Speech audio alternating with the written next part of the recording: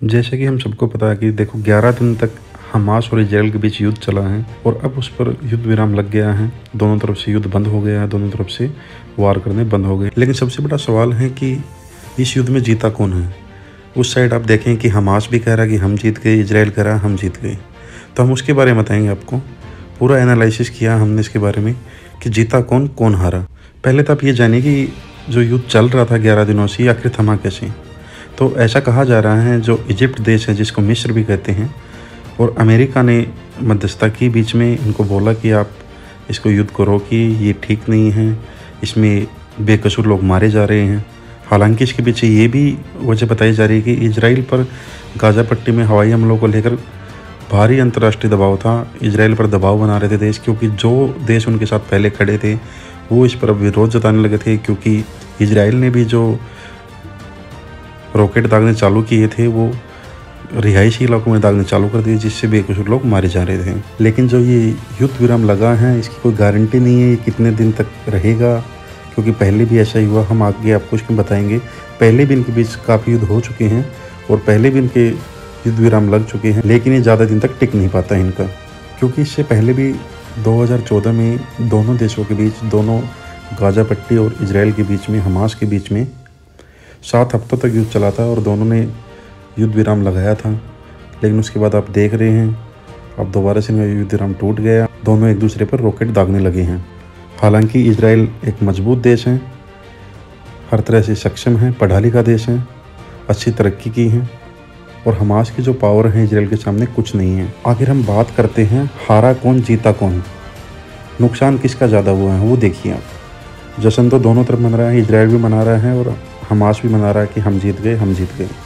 पहले हम हमास की बात कर लेते हैं। हमास को हुआ क्या है इस युद्ध में।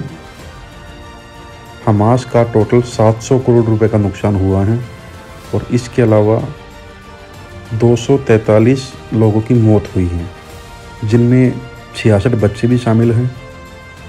और इजराइल ऐसा भी कहता है कि हमने इनके 250 आतंकवादियों को मारा है। उसके अलावा 243 तो आम जनता मरी है, लेकिन 250 आतंकवादी मारे हैं हमने, जिनमें से 25 तो इनके बड़े हैंडलर्स थे, बड़े आतंकवादी थे।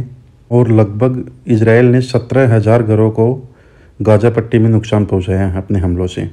और हम दूसरी तरफ बात करते हैं इजराइल की। इजराइल को क्या नुकसान हुआ इसमें, क्योंकि दूसरी तरफ से हमास भी रॉकेट दाग रहा था। तो इसमें जो इजराइल कहता है हमारे 12 लोगों की मौत हुई है और हमारा एक जवान शहीद हो गया है उसमें। तो जो हमने इसमें जजमेंट किया है, दोनों पक्षों को हुए नुकसान में बड़ा अंतर है। फिर ये भी समझना ज़रूरी है कि हमास इसे अपनी जीत कैसे बता सकता है। हमास अपनी जीत इसलिए बता रहा है क्योंकि उनके पास ना तो कोई बड़ी सेना है, ना कोई एंटी डिफेंस सिस्टम है, ना उनके पास परमाणु बम है, ना उनके पास फाइटर जेट्स हैं, फाइटर प्लेन्स हैं, कुछ नहीं है। लेकिन फिर भी आप देख रहे हैं इतने दिनों तक इजराइल का सामना कर गया।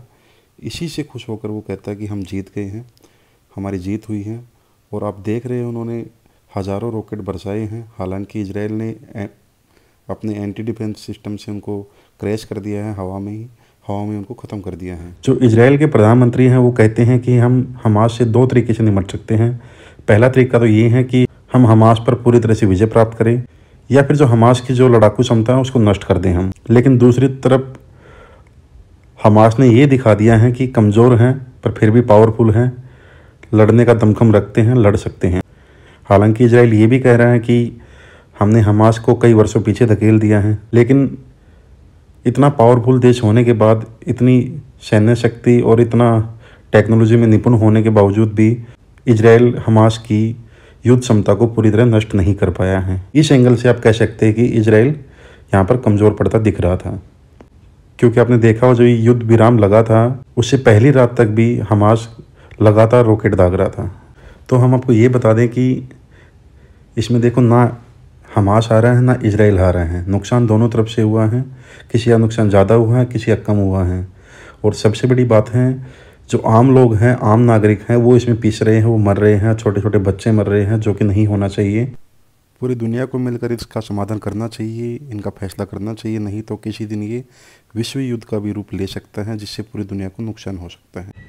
अगर आप चैनल पर नए हैं तो चैनल को सब्सक्राइब करना ना भूलें और वीडियो को लाइक करें।